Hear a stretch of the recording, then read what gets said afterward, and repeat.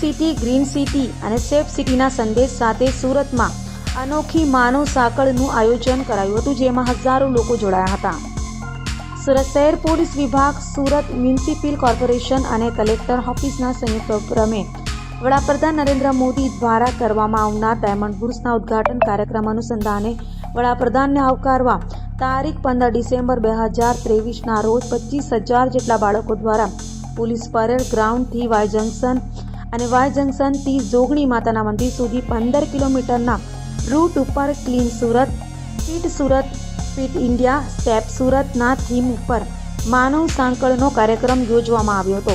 જે કાર્યક્રમમાં CR પાટીલ તથા માનનીય ગૃહમંત્રી Harsh Sanghavi, Surat police commissioner, Surat collector અને સુરત મનપા કમિશનર સહિતનાઓ ઉપસ્થિત રહ્યા હતા.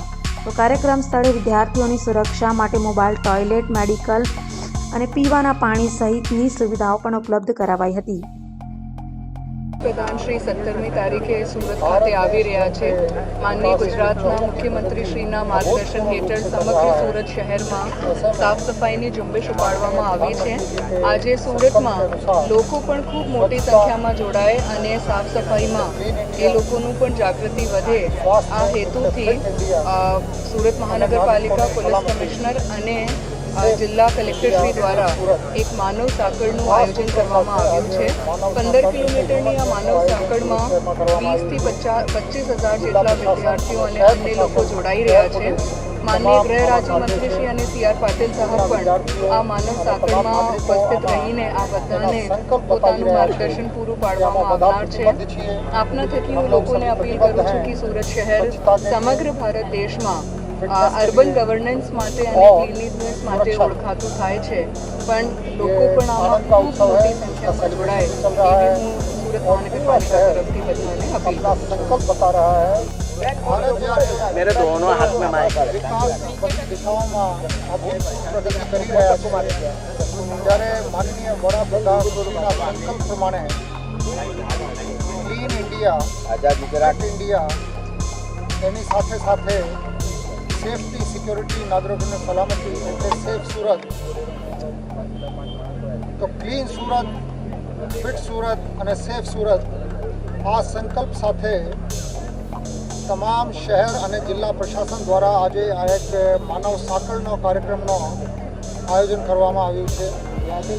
હ્યુમન ચેન બનાવવામાં આવી છે, જેમાં વિદ્યાર્થીઓ છે, બીજા નાગરિકો પણ છે અને બધા લોકો એની પ્રતિબદ્ધતા બતાવી રહ્યા છે ક્લીનલીનેસ માટે, એટલે સ્વચ્છતા માટે, ફિટનેસ માટે અને સલામતી માટે.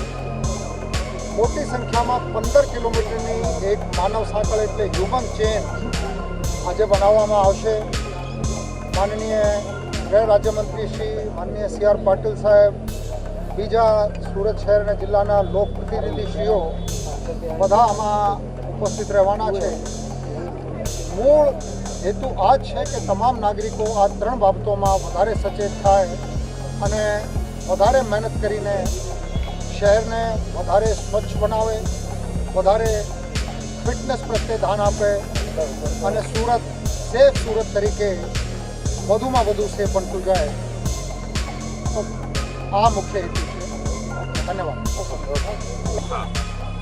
सुरक्षित सूरतना सूत्र साथे आज आदरणीय प्रधानमंत्री श्री नरेंद्र भाई मोदी साहब की जो इच्छा है, पूरे शहर को, पूरे राज्य को, पूरे देश को स्वच्छ करने के लिए वो जो जन जागृति फैला रहे हैं, उसको साकार करने के लिए आज करीब 15 किलोमीटर लंबी सभी स्टूडेंट के साथ, सूरत के शहरीजनों के साथ एक मानव साइकिल तैयार की गई थी और पूरे शहर को एक मैसेज दिया गया है कि सूरत को स्वच्छ रखना है.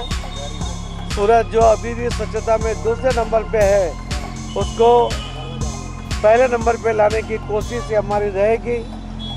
आदरणीय प्रधानमंत्री नरेंद्र मोदी साहब को देश को स्वच्छ करने की जो बात है, उसको साकार करने में हमारा सबका योगदान रहेगा. यही मैसेज आज इस मानव साइकिल के जरिए हमने दिया है. धन्यवाद.